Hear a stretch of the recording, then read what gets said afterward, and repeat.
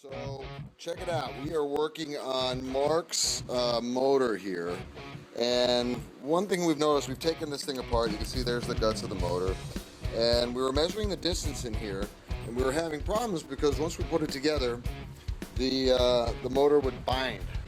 So after some trial and error and some investigation, we found the problem, and in this case, it relies on the cover.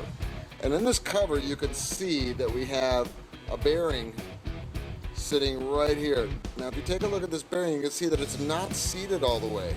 So when we go to put this thing down on top of here and we bolt these bolts around, what we're essentially doing is flexing the housing here, because you can actually almost see, if you look at it right in there, you can see the gap of the bearing. The bearing's not seated all the way against the housing. So every time Mark tries to freewheel on this hub motor, it binds because of this gap that you can see right here. So what we're going to do is we're going to unplug the wires from this unit.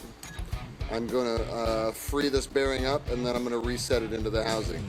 So this is something that is different. Just for FYI, there's the clutch. You can see the hub motor, and then part of the hub motor, this part is stationary while this outer part rotates. So that is a hub motor and another Trikke tip from Trikke Andy here at South Bay Drive and Uncle Sean. Oh, check out that hairdo, huh? You like that do? All right.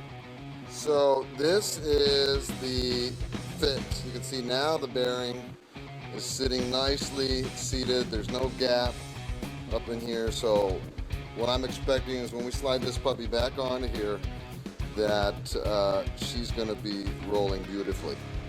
So there's the fix. So last but not least, here's the true test.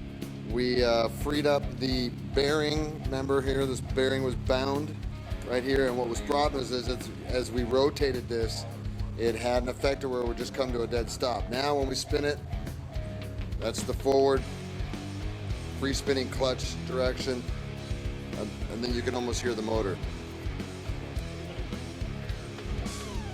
when we're going forward.